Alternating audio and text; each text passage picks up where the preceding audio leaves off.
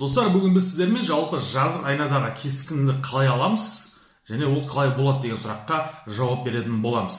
Ол үшін біздің каналға тіркеліп, лайк, комментарий қалдырып, досыңызбен бөлісуді ұмытпаңыздар. Кеттік, олай болса бастаймыз. Так, қараңыздар, бізде бірінші керек болған сосын дене керек болады. Міне денемізді алдық.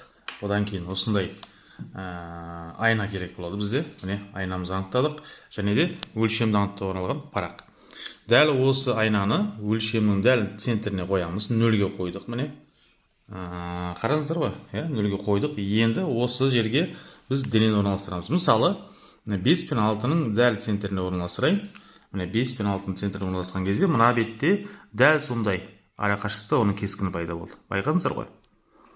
Яғни бұл кескін мына беттегі тұрған. Ал мынау бізде дене. Яғни мынау қарайтын болсақ, бұл айна бізде. Бүйтіп көрсек, көрдіңіздер ғой? Бұл айна.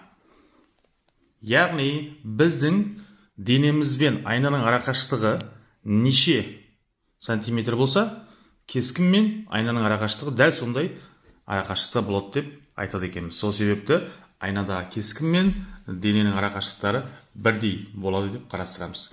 Әрине, бүгін біз сіздермен жалпы айнадағы кескін жайлы толық ақпарат бердік. Досыңызбен бөлісіп, лайк, комментарий, пікір қалдыруды ұмытпаңыздар. Әрине, видео сізге пайдалы болса, міндетті түрде біздің каналға тіркеліп қоюды ұмытпаңыздар. Жақсы, келесі видеода жолыққанша.